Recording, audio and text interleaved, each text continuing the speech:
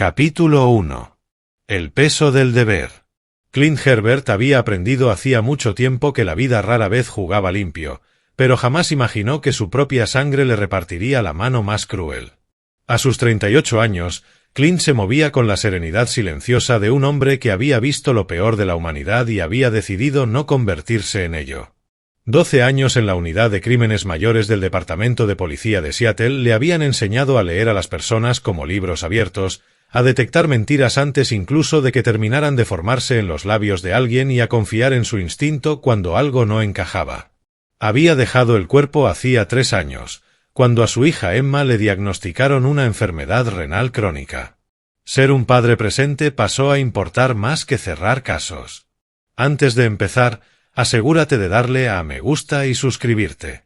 Y de verdad tengo curiosidad, ¿desde qué país nos ves? Escribe tu país en los comentarios.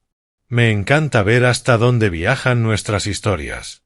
Las luces fluorescentes del hospital zumbaban suavemente sobre su cabeza mientras Clint permanecía sentado junto a la cama de su padre. Edward Herbert, de 72 años, parecía más pequeño de lo que Clint recordaba. La neumonía se había instalado profundamente en sus pulmones y los médicos no eran optimistas. La respiración de su padre era trabajosa. Cada inhalación, una batalla que hacía que el pecho de Clint se oprimiera en silenciosa empatía. «Deberías irte a casa», susurró Edward, con la voz apenas audible. «Ve a ver cómo está Emma». «Shannon está con ella», respondió Clint, aunque su teléfono no mostraba ningún mensaje de su esposa. «Y Bethany viene a las 6 para quedarse por la noche. Emma está en buenas manos».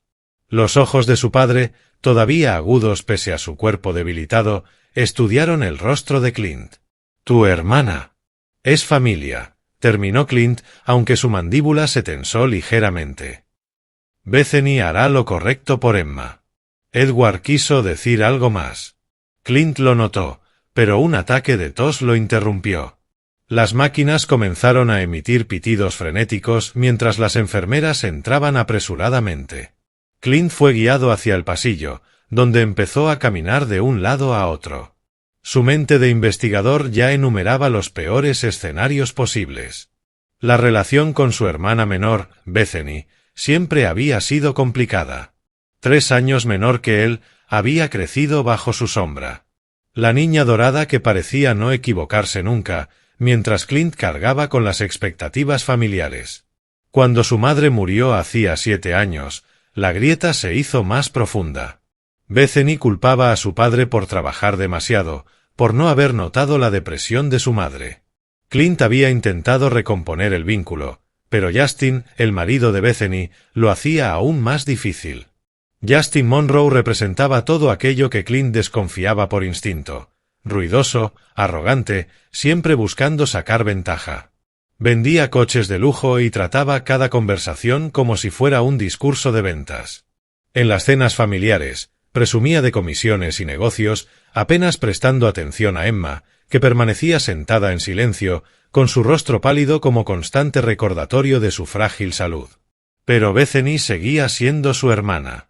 Cuando se ofreció a cuidar de Emma durante la crisis de su padre, Clint se sintió agradecido. Shannon trabajaba turnos nocturnos como enfermera de urgencias y no había podido pedir días libres. Emma necesitaba a alguien de confianza, alguien que conociera su horario de medicación, sus restricciones alimentarias, las señales de un mal día. «Alguien en quien puedas confiar», había dicho Shannon aquella mañana, besándolo en la mejilla antes de salir corriendo hacia el trabajo. El teléfono vibró. «Shannon, ¿cómo está papá?» «Clint, no muy bien. La neumonía es grave». «Shannon, aquí es una locura. Acaban de traer un choque múltiple. No puedo salir». Clint miró su reloj. Las 8:47 de la noche. Bethany llevaba casi 3 horas en su casa. Emma ya debería haber cenado, tomado su medicación nocturna y estar tranquila con sus libros para colorear. Le encantaba dibujar mariposas, sombreando cada ala con una concentración que siempre le apretaba el corazón. Marcó el número de Bethany. Sonó 6 veces antes de saltar al buzón de voz. Un leve escalofrío recorrió su espalda. El mismo instinto que le había salvado la vida en 2 ocasiones durante su carrera policial. Llamó al móvil de Emma, el que guardaban solo para emergencias. Sin respuesta. Señor Herbert. Un médico salió de la habitación. Su padre está estable. Hemos ajustado el oxígeno y le hemos administrado algo para que descanse. Debería irse a casa. Clint asintió, distraído. Su mente ya estaba en otro lugar. Volvió a llamar a Bethany. Buzón. Emma. Buzón. Todo está bien, se dijo. Pero Clint había aprendido a escuchar esa voz interior que susurraba advertencias. Abrió la aplicación de seguridad de su casa. Las cámaras que había instalado cuando la enfermedad de Emma lo volvió paranoico ante cualquier posibilidad. La aplicación cargó lentamente. Entonces apareció la imagen. El salón estaba completamente oscuro. Sin luces. Sin movimiento. Nada. El sensor de temperatura marcaba 58 grados. Emma necesitaba calor. Su sistema inmunitario comprometido no toleraba el frío. La casa jamás bajaba de 72. Clint ya estaba corriendo antes de procesar completamente lo que veía. Capítulo 2. El descubrimiento. El trayecto de 30 minutos lo hizo en 18. Su camioneta se abría paso entre el tráfico con precisión automática. Cada semáforo parecía eterno. Llamó a Bethany 4 veces más. A Emma, 3. A Shannon, 1, pero estaba en quirófano. Sus manos permanecían firmes sobre el volante. Años de entrenamiento mantenían el pánico bajo control, aunque su mente saltaba entre escenarios cada vez más aterradores. Emma caída. Emma enferma. Emma necesitando ayuda. Bethany está allí. Tiene que estar. Pero Clint lo sabía. Lo sentía. Se detuvo en la entrada de su casa a las 9:31. Todo estaba oscuro. Excepto la ventana del dormitorio de Emma. Una tenue luz. El SUV plateado de Bethany no estaba. La puerta principal seguía cerrada. Las manos de Clint temblaron al intentar introducir la llave. Entró de golpe. La casa se sentía vacía. Abandonada. Emma. Su voz resonó en la oscuridad. Emma, cariño. Nada. Encendió las luces y subió las escaleras a toda velocidad. La puerta del dormitorio de Emma estaba cerrada. La abrió de golpe. Allí estaba. En la cama. Cubierta de mantas que no lograban detener sus temblores. Sus labios tenían un tono azulado. Los ojos cerrados. Respiración superficial. Emma. Emma. Clint cayó de rodillas junto a la cama. Su mano fue directa a la frente de la niña. Fría. Demasiado fría. Tomó el teléfono, listo para llamar a emergencias. Entonces los ojos de Emma se abrieron lentamente. Papá. Estoy aquí, mi amor. Estoy aquí. Retiró las mantas con rapidez, revisándola. Labios resecos. Ojos hundidos. ¿Cuándo fue la última vez que bebiste agua? No, no lo sé. Pausa. Antes de que la tía Bethany se fuera. Las palabras lo golpearon como un impacto físico. ¿Se fue? ¿Cuándo? Después de cenar, dijo que tenía que ir a un sitio, que volvería pronto.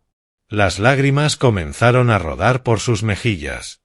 Esperé, papá, esperé, intenté llamarte, pero mi teléfono se apagó y no pude. La visión de Clint se nubló. Rabia. Pero Emma lo necesitaba lúcido. Está bien, princesa.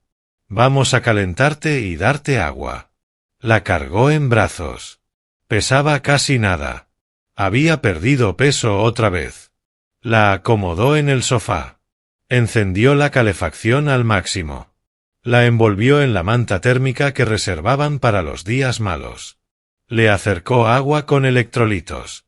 Pequeños sorbos, dijo, con voz suave pese a la tormenta que hervía en su interior. Así, muy bien. Esa es mi niña. Mientras Emma bebía, Clint revisó el compartimento de seguridad donde guardaba su medicación. Bethany no le había administrado la dosis de las 7 de la tarde. Los platos de la cena de Emma seguían sobre la mesa. Un cuenco de cereales, apenas tocado. Cereales fríos cuando Emma necesitaba comidas calientes y sustanciosas para mantener su peso. Tomó la tablet y abrió las grabaciones de las cámaras de seguridad mientras Emma descansaba. La reproducción mostraba a Bethany llegando a las 6:03 de la tarde con sus dos hijos, Clara y Chester Jr., de 9 y 7 años. A las 6:47, menos de 45 minutos después, los tres se marcharon. Bethany ni siquiera miró atrás. La mandíbula de Clint se tensó con tanta fuerza que le dolió. Observó cómo Emma intentaba moverse por la casa, cada vez más débil conforme avanzaba la noche. Trató de subir la calefacción, pero no alcanzaba el termostato. Intentó llamarlo desde el teléfono fijo, pero no lograba recordar el número. Alrededor de las 8 de la noche, se metió en la cama, temblando, y no volvió a moverse. 5 horas. Su hija de 8 años, enferma crónica, sola durante 5 horas en una casa fría y a oscuras. Clint fotografió todo. El termostato marcando 58 grados. La medicación omitida. El cuenco de cereales. Las grabaciones. Su antiguo entrenamiento policial se activó de inmediato. Documentarlo todo. Construir el caso. Dejar que las pruebas hablaran. Luego abrió sus mensajes y redactó un único texto dirigido a Bethany. Llegué a casa y encontré a Emma sola, congelada y deshidratada. No ha tomado su medicación. Abandonaste a mi hija enferma. ¿Para hacer qué exactamente? Mira las noticias por la mañana. No lo envió enseguida.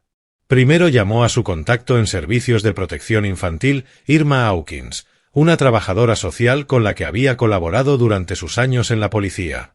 Irm, soy Clint Herbert. Necesito presentar un informe. A las 11:47 de la noche, tras asegurarse de que Emma estaba estable, hidratada y profundamente dormida en su cama con el monitor encendido, Clint envió el mensaje. Después realizó 5 llamadas más. Al amanecer, el mundo que su hermana conocía dejaría de existir. Capítulo 3. El mensaje. Bethany Monroe despertó con el sonido insistente de su teléfono vibrando sin parar. Gimió, con la cabeza latiéndole por las margaritas de la noche anterior en California Adventure. Justin roncaba a su lado, con el brazo cubriéndose el rostro para bloquear la luz matinal que atravesaba las cortinas del hotel. La noche previa había sido perfecta. Habían sorprendido a Clara y Chester con el viaje, subiéndolos al coche mientras Bethany enviaba a Clint una excusa improvisada asegurando que Emma estaba bien. Una sola noche fuera no iba a perjudicar a nadie. Emma tenía 8 años. Prácticamente independiente. Bethany había dejado suficientes snacks a su alcance. El teléfono seguía vibrando. Bethany lo tomó, entrecerrando los ojos. 37 llamadas perdidas. 62 mensajes. El estómago se le desplomó. El primer mensaje era de Clint. Hora, 11:47 de la noche. Llegué a casa y encontré a Emma sola, congelada y deshidratada. No. Bethany se incorporó de golpe. Deslizó la pantalla. Mensajes de Kate Maldonado. ¿Qué demonios, Bethany? CPS. De su jefe en la inmobiliaria. Tenemos que hablar. De la madre de Justin. Llámame ahora mismo, ¿qué han hecho?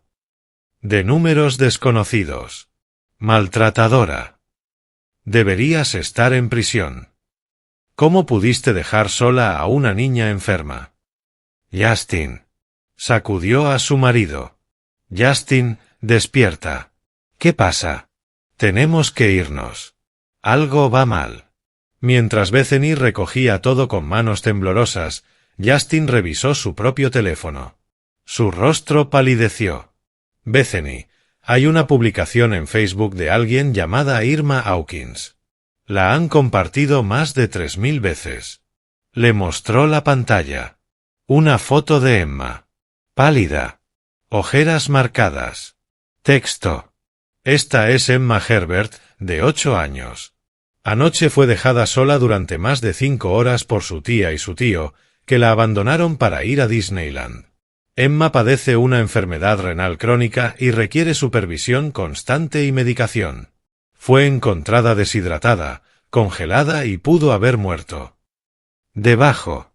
Capturas de las cámaras. Hora exacta. Registro de medicación.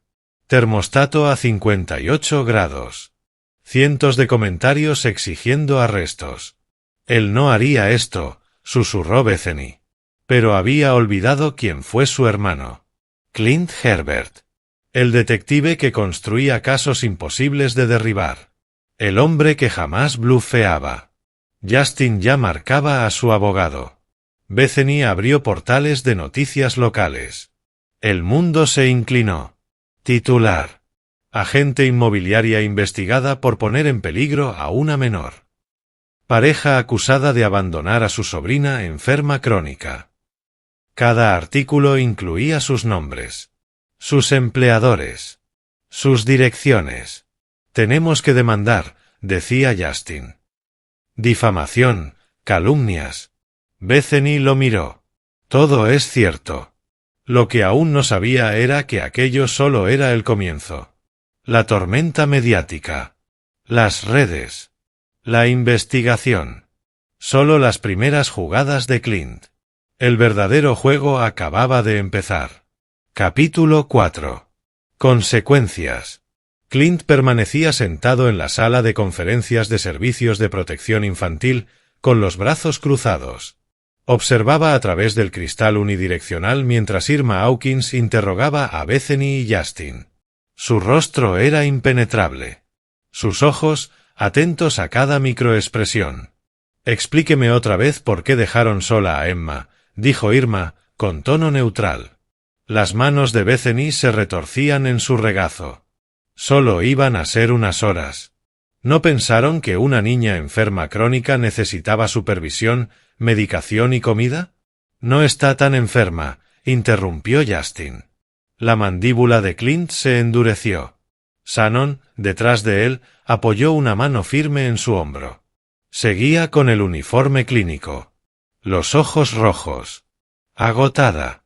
Emma estuvo hospitalizada 4 días el mes pasado, continuó Irma, deslizando un informe médico. Enfermedad renal crónica en estadio 3. Su nefrólogo ha documentado que omitir la medicación puede provocar complicaciones graves. Silencio. ¿Desean revisar su declaración? La entrevista se prolongó 1 hora más. Pero Clint ya lo sabía. Había entregado todas las pruebas. Historial médico. Grabaciones. Mensajes. Incluso declaraciones del médico, profesores y vecinos. El caso era sólido. ¿Qué pasará ahora?, preguntó Shannon al salir. Iremos hasta el final, respondió Irma.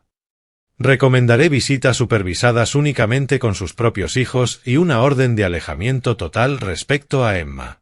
La policía evalúa cargos penales. ¿Qué cargos? Puesta en peligro de menor. Negligencia criminal. Posiblemente más. Irma hizo una pausa. Extraoficialmente, llevo 15 años en este trabajo.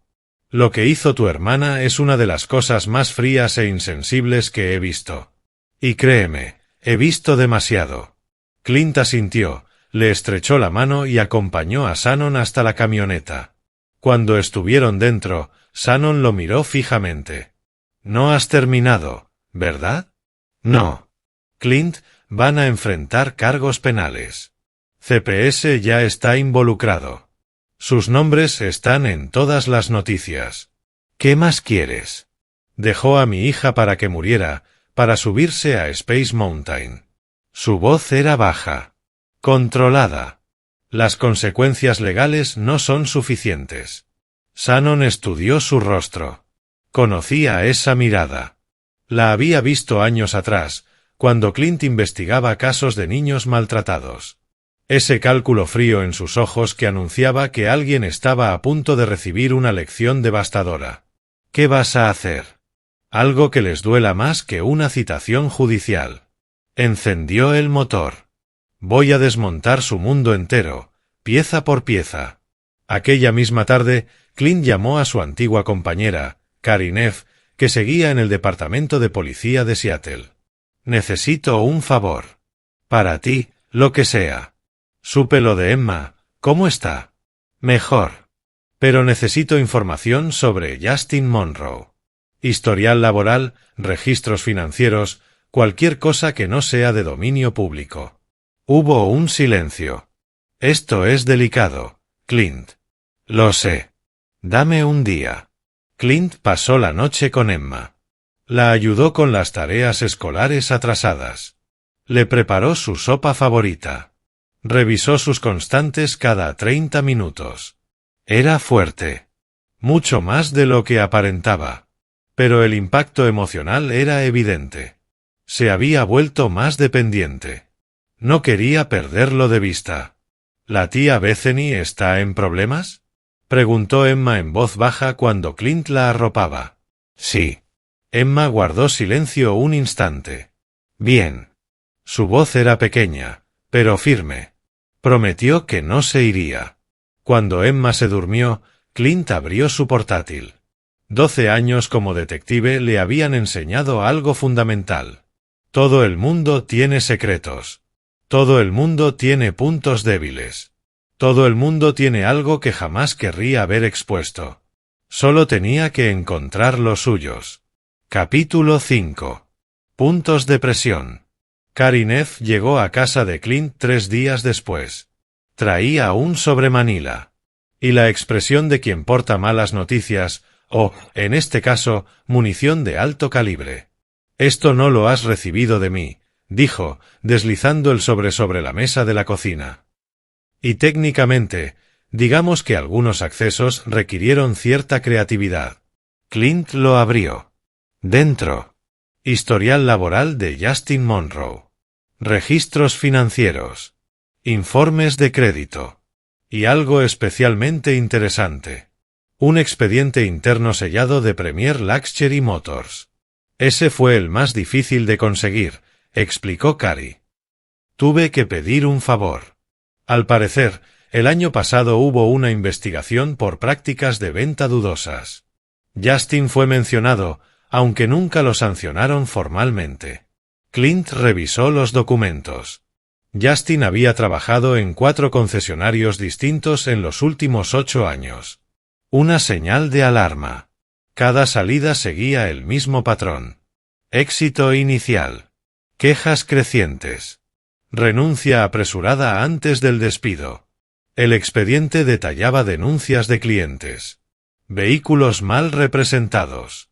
Cargos ocultos. Firmas falsificadas. Esto es oro.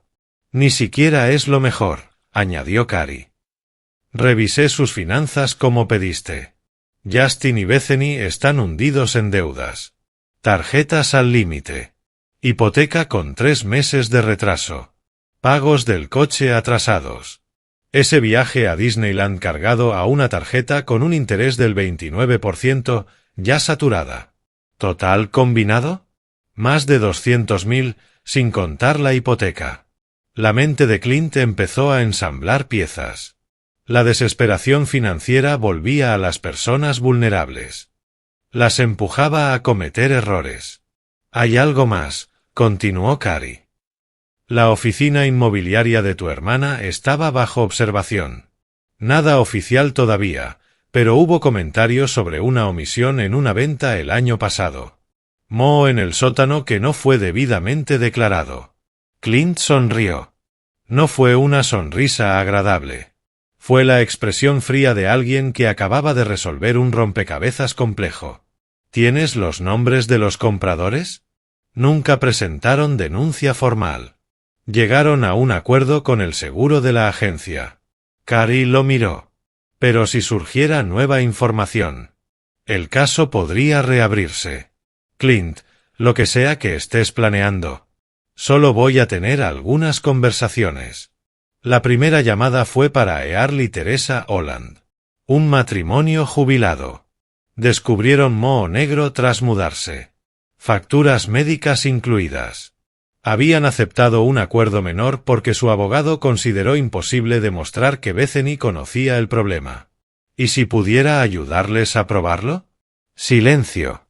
Esperanza. La segunda llamada fue a la Comisión Inmobiliaria del Estado de Washington. Clint aún conservaba contactos de antiguos casos. La tercera llamada fue para Julius Lake, periodista de investigación. Viejo conocido de sus días en la policía.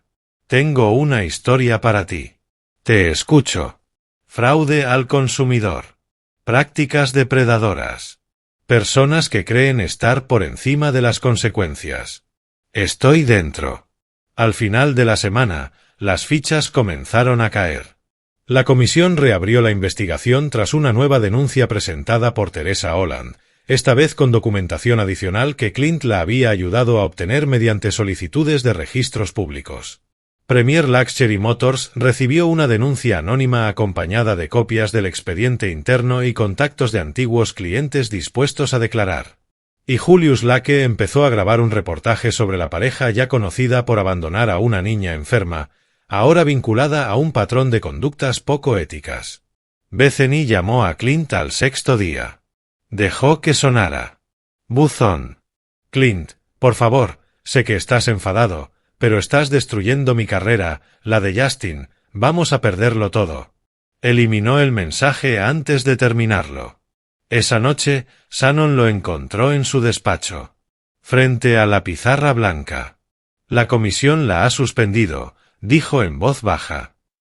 Está en todos los foros inmobiliarios. Bien. Justin fue despedido hoy. Lo sé. Shannon guardó silencio. ¿Hasta dónde vas a llegar? Clint se giró lentamente. ¿Hasta dónde llegarías tú si alguien dejara a Emma para que muriera? Su voz se endureció. No murió porque llegué a tiempo. 30 minutos más, quizá una hora, y habría terminado en urgencias. Sus riñones estaban empezando a fallar por la deshidratación. El médico lo confirmó. Pausa. Así que te lo pregunto otra vez. Esto ya no es justicia, Clint. Es venganza. Sí. Miró de nuevo la pizarra. La red de puntos de presión. Las vulnerabilidades. Y aún no he terminado. Capítulo 6. La trampa. 2 semanas después del incidente de Disneyland, Bethany y Justin Monroe recibieron una carta certificada del bufete Walters y Strong, abogados. Dentro había una demanda civil por daño emocional, gastos médicos derivados del tratamiento de emergencia de Emma y daños punitivos por un total de $500,000. Justin lanzó los documentos sobre la encimera de la cocina. Esto es una locura. No puede hacer esto. Sí puede, respondió Bethany, con voz apagada. Había envejecido años en apenas 2 semanas. Su licencia inmobiliaria estaba suspendida, pendiente de investigación. Su reputación, destruida. Su teléfono vibraba sin cesar con mensajes de antiguos amigos que ya no querían saber nada de ella. Está haciendo exactamente lo que merecemos. No seas dramática. La niña estaba bien. Bethany lo miró fijamente. Casi muere. Eso no lo sabes. Clint exagera como siempre. Justin caminaba de un lado a otro, furioso. Tenemos que contraatacar. Demandarlo por difamación. ¿Con qué dinero? La voz de Bethany se quebró. Estamos arruinados. Tu indemnización apenas cubrió la hipoteca del mes pasado. Mi licencia está suspendida.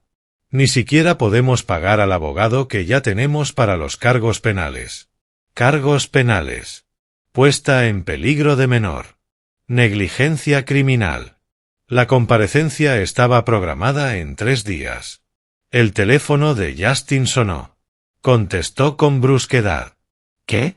Su expresión cambió rápidamente. De ira. A desconcierto. Luego a algo cercano al miedo. Sí, entiendo, mañana a las 2. Allí estaremos. Bethany tragó saliva. ¿Quién era? Gerardo Walters, del bufete. Justin apretó el teléfono entre los dedos. Dice que podría haber una forma de que todo esto desaparezca. A la tarde siguiente, ambos se sentaron en la sala de conferencias de Walters y Strong. Frente a ellos, Gerardo Walters, un hombre de unos 50 años, cabello plateado y traje impecable. Transmitía la calma de quien ganaba casos imposibles. «Gracias por venir», dijo. «Seré directo. Mi cliente, Clint Herbert, está dispuesto a retirar la demanda civil e influir para reducir el impacto de los cargos penales». Bethany contuvo el aliento. ¿De verdad? ¿Por qué haría algo así? A cambio de ciertas condiciones. Walters deslizó un documento sobre la mesa. Primero, ambos firmarán esta confesión admitiendo puesta en peligro de menor y negligencia. El documento permanecerá en custodia legal, pero se hará público si incumplen el acuerdo. Justin lo leyó, tenso. ¿Qué más?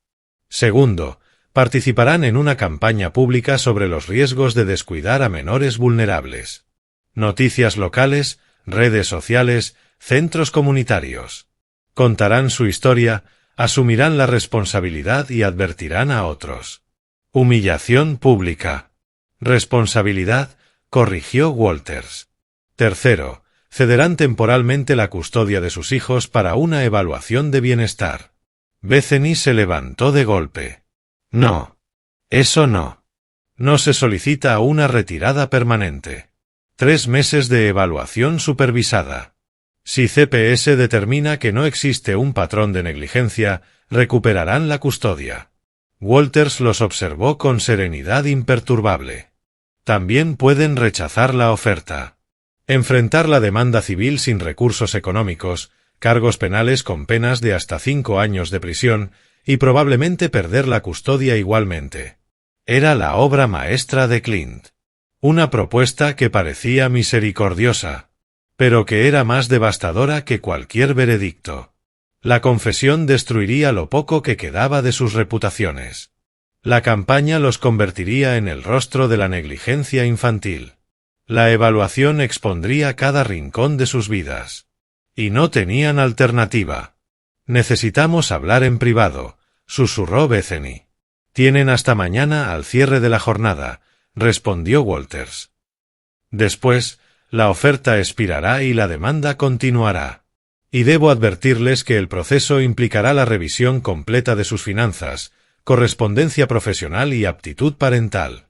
En el aparcamiento subterráneo, Justin golpeó el volante con rabia. «Nos está destruyendo». «Nos destruimos solos», dijo Bethany. «El día que decidimos que Disneyland era más importante que Emma». «Silencio. ¿Qué hacemos?» Bethany miró el horizonte urbano. «Firmamos, y luego veremos cómo reconstruir». Lo que no sabían era que Clint aún tenía un movimiento final. Uno que garantizaría que jamás olvidaran el precio de su traición. Capítulo 7. El juicio público. La sala de entrevistas de King 5 News era fría. Las luces, duras. Implacables. Bethany y Justin se sentaban uno junto al otro frente a Julius Lake. 2 cámaras aguardaban tras el cristal. Clint observaba desde la sala de control junto a Shannon. Emma estaba en casa, segura, al cuidado del padre de Clint, ya recuperado y viviendo temporalmente con ellos, completamente volcado en su nieta. Grabando en 3, 2, 1. Julius Lake se inclinó hacia adelante. Hace 2 semanas, una niña de 8 años con enfermedad renal crónica fue dejada sola durante más de 5 horas mientras su tía y su tío viajaban a Disneyland. Esta noche, Bethany y Justin Monroe nos cuentan qué ocurrió y qué han aprendido. La entrevista fue brutal. Sin suavizar preguntas. Sin escapatorias. ¿Qué pensaban cuando decidieron marcharse? Las manos de Bethany temblaban. No pensábamos, esa es la verdad. Me convencí de que Emma estaría bien. Solo una noche. Que merecíamos un descanso. Su voz se rompió. Fui egoísta. Puse mis deseos por encima de las necesidades de una niña vulnerable bajo mi cuidado. Su sobrina. Una niña con una condición médica grave. Sí. Los informes médicos indican que Emma fue encontrada deshidratada, congelada y en fases iniciales de fallo renal. ¿Entiende que pudo haber muerto? La palabra quedó suspendida en el aire. Bethany rompió a llorar. Sí. Lo entiendo ahora. Cargaré con esa culpa toda mi vida. La parte de Justin fue aún peor. Julius había conseguido documentación sobre sus prácticas de venta. ¿No es la primera vez que prioriza sus intereses inmediatos sobre el bienestar de otros? Justin guardó silencio. Firmó una confesión como parte del acuerdo. En ella reconoce que conocía la gravedad del estado de Emma, pero decidió marcharse igualmente porque, cito, el hotel ya estaba pagado. Sí. Tras el cristal, Shannon tomó la mano de Clint. Es difícil de ver. Bien. El reportaje se emitió la noche siguiente. Horario estelar. Más de 200.000 espectadores. La reacción fue inmediata. Demoledora. Sus rostros se volvieron sinónimo de negligencia. Su historia circuló por redes, foros de crianza y seminarios de formación. Pero la verdadera victoria de Clint llegó 3 días después. Capítulo 8. La verdad revelada. Clint recibió una llamada de Carrie Neff un jueves por la mañana. Su voz sonaba tensa. Necesito que vengas a la comisaría ahora mismo. ¿Qué ocurre? Solo ven. Al llegar, Carrie lo esperaba junto al detective Ricardo Ibarra, de la Unidad de Víctimas Especiales. Lo condujeron a una sala de entrevistas. Dentro, Clara Monroe, la hija de 9 años de Bethany, permanecía sentada junto a una trabajadora social. El estómago de Clint se encogió. ¿Qué ha pasado? Ricardo habló con gravedad. Clara pidió hablar contigo específicamente. Pausa. Dice que hay algo que necesitas saber sobre la noche en que fueron a Disneyland. Entraron en la sala. Clara parecía diminuta en aquella silla diseñada para adultos. Sus ojos estaban enrojecidos de tanto llorar. Al ver a Clint, rompió en un llanto aún más intenso.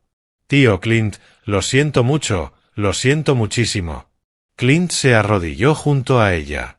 Su voz fue suave, pese a la confusión que lo atravesaba. Clara, cariño, ¿por qué te disculpas? Intenté que se quedaran. Les dije que no podíamos dejar sola a Emma, que estaba enferma, que necesitaba ayuda. Las palabras salían atropelladas entre sollozos. Mamá dijo que Emma fingía para llamar la atención. Papá dijo que tú y la tía Shannon la malcriaban. Dijeron que una noche sola le enseñaría a ser menos dramática. La habitación quedó en silencio absoluto. ¿Lo planearon? Preguntó Clint con cautela. Clara asintió, temblando. Hablaron de eso la noche anterior, los escuché.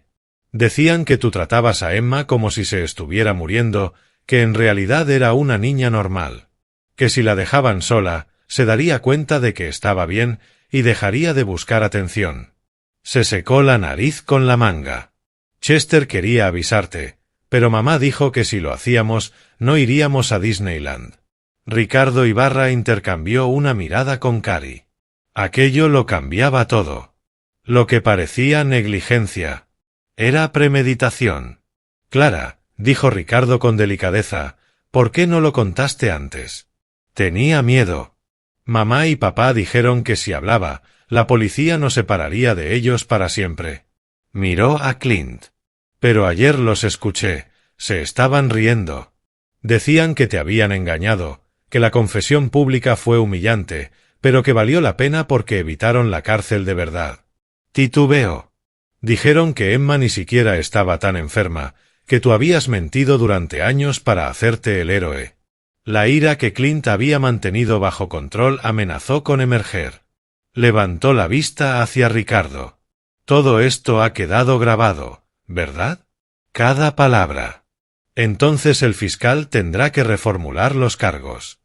Los nuevos cargos se presentaron en menos de 48 horas. Puesta en peligro de menor con premeditación. maltrato infantil, falsedad en declaraciones oficiales. El acuerdo previo quedó anulado. Esta vez no habría indulgencia. Durante la comparecencia, Bethany y Justin intentaron negarlo todo. Pero el testimonio de Clara, sumado a los registros telefónicos que demostraban que habían buscado cuánto tiempo puede dejarse solo a un menor legalmente el día anterior, y las grabaciones de seguridad donde se los veía riendo mientras cargaban el coche rumbo a Disneyland, construyeron una imagen imposible de refutar. El juez fijó una fianza de $100,000 para cada uno. Dinero que no tenían. Permanecerían bajo custodia hasta el juicio. Al salir del tribunal junto a Shannon y Emma, un periodista gritó: «Señor Herbert, ¿cómo se siente ante los nuevos cargos?» Clint se detuvo, con un brazo rodeando a Emma. «Me siento agradecido de que la verdad haya salido a la luz. Y espero que esto envíe un mensaje claro. Los niños no son peones en los juegos de los adultos. Sus vidas, su salud, su seguridad, importan». Capítulo 9. Reconstrucción. 6 meses después, Clint estaba sentado en el jardín trasero. Observaba a Emma jugar con su nuevo cachorro, un Golden Retriever al que habían llamado Kerry. Shannon cuidaba las plantas, tarareando suavemente. Edward descansaba en una silla plegable, ofreciendo consejos no solicitados sobre los tomates. El juicio fue rápido. Bethany y Justin fueron declarados culpables. 3 años de prisión. 5 años de libertad condicional. Sin contacto con Emma. Clara y Chester quedaron bajo el cuidado de la madre de Justin. Una mujer que pidió perdón entre lágrimas a Clint. «Son buenos niños», había dicho Edward tras la última visita. La vida les dio unos padres terribles. Clint estuvo de acuerdo. Por eso creó un fondo educativo para ambos. No era culpa de los niños. La salud de Emma se estabilizó. El trauma de aquella noche persistía. Pesadillas. Ansiedad cuando Clint se ausentaba. Pero la terapia ayudaba. Había vuelto a pintar. Mariposas brillantes que colgaba orgullosa en su habitación. «Papá, mira». Kerry aprendió otro truco. Clint observó a su hija reír. Y sintió como el último resto de su rabia se disipaba. No era perdón. Nunca perdonaría. Pero sí la certeza de que se había hecho justicia. El teléfono vibró. Mensaje de Gerardo Walters. Demanda civil resuelta. Seguro abonado. $600,000 transferidos al fondo médico de Emma. Clint sonrió. Ese dinero cubriría años de tratamientos. Quizá el trasplante que algún día necesitaría. «¿En qué piensas?», preguntó Shannon, sentándose junto a él. «En que, a veces, el mundo hace lo correcto. ¿Quieres decir que tú hiciste que el mundo lo hiciera?» Clint la abrazó. Detalles. Más tarde, cuando Emma dormía y Shannon leía en la cama, Clint abrió el cajón cerrado con llave. Dentro estaba el expediente. Documentos. Pruebas. Cada movimiento. Había aprendido algo tras años como detective. La justicia rara vez llega sola. A veces hay que construirla. Paso a paso. Hasta que no quede escapatoria. Bethany y Justin apostaron por la lealtad familiar. Creyeron que la sangre los protegería. Se equivocaron. La sangre no excusa la traición. La familia no obliga a aceptar lo inaceptable. Cerró el archivo. Guardó la llave. Subió las escaleras. Besó a Emma en la frente. Dormía en paz. Segura. Nunca más abandonada. Eso era justicia. Eso era suficiente. Aquí termina nuestra historia. Comparte tu opinión en los comentarios. Gracias por acompañarnos. Si te ha gustado esta historia, suscríbete al canal. Haz clic en el vídeo que aparece en pantalla. Nos vemos en el próximo.